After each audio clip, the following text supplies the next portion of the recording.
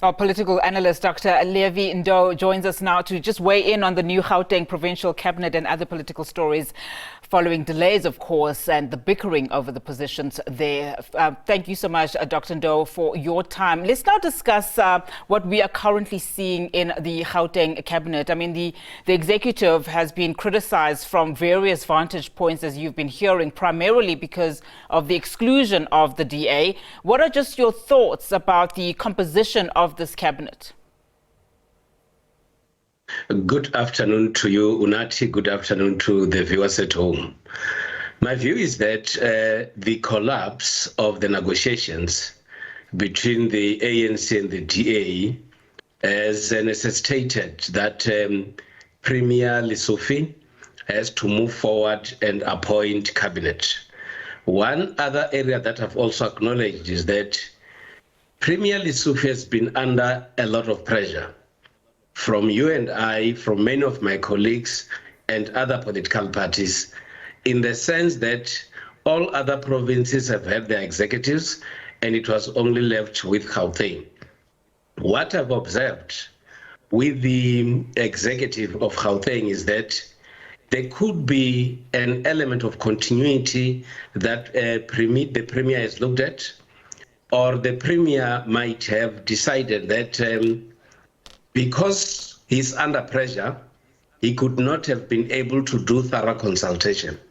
But at the same time, the poor performance of the ANC in Gauteng, or the performance that has not been expected, would have required that new blood or new people have to come in so that they resuscitate the ANC in the province.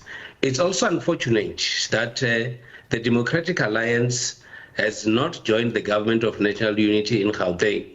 And my sense is that both the ANC and the DA should have persuaded each other until they come to an agreement. And I want to just touch base again on that point that you're making in terms of continuity. I mean, what leverage does the ANC really have to continue, given that the electorate has spoken?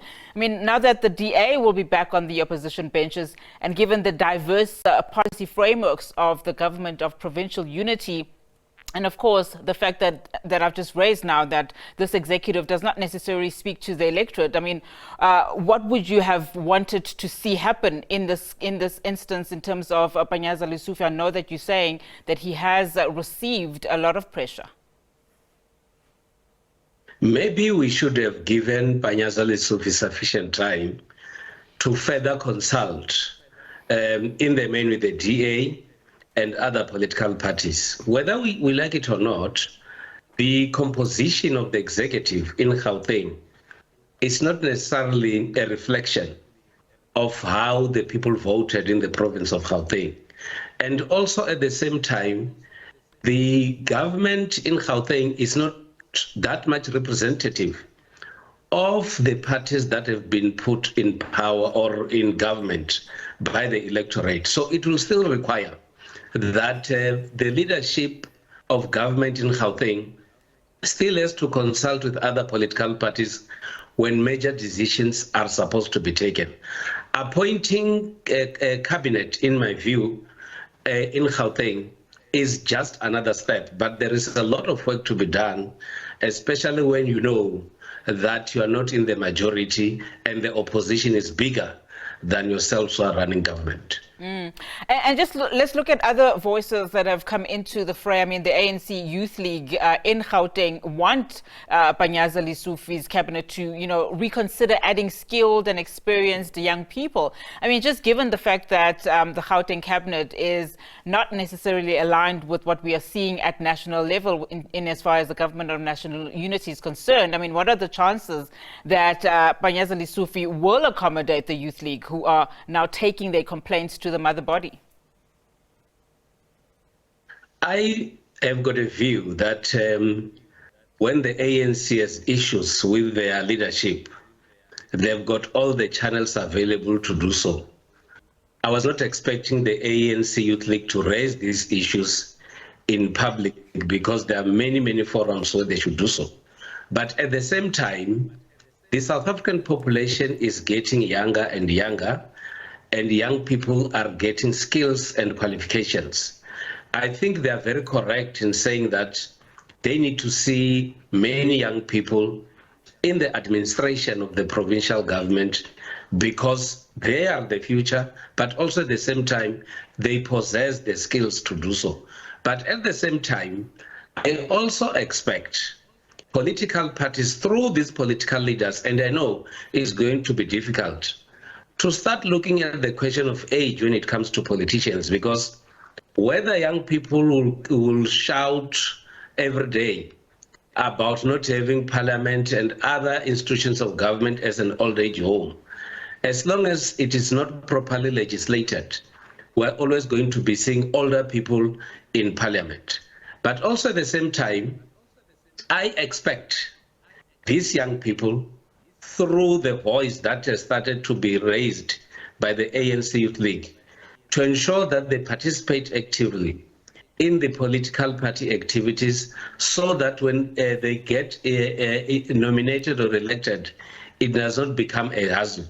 It should not be seen as a favor for young people to be included, but they need also to work very hard in order that their talent and zeal and abilities are easily identified by their political parties. Just coming back to the issues at hand that Panyaza Lesufi will be facing with, this new cabinet. I mean, and just looking at some of the concerns that Gauteng residents had initially going into this election, which is why they voted in the manner that they had. I mean, let's look at just some of the challenges that this province is facing. I'm particularly interested in looking at the two biggest, portfolios that take up pretty much of the budget, arguably the health and basic education departments. What are we likely to see then in these, portfolios, given just the challenges that we've been seeing in as far as infrastructural and resource challenges as well as corruption? My expectation is that those are indeed areas of priority that the government of Gauteng has to look at.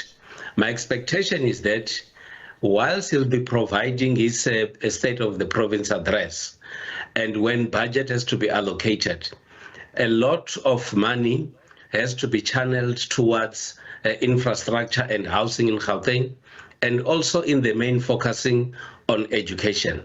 One of the biggest challenges that Gauteng faces are issues that will relate to the amalgamation of rural and urbanized areas or informal settlements. My view is that we need a clear program on the part of government to deal with that.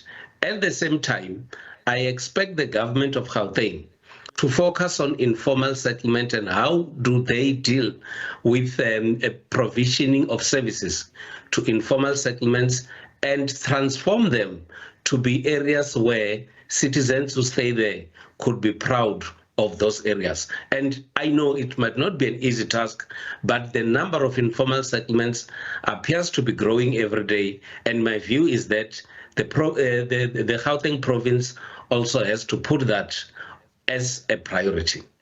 Dr. Ndou, thank you so much for your time. Let's leave it there for now. I really do appreciate it. The political analyst there, Dr. Levy Ndou.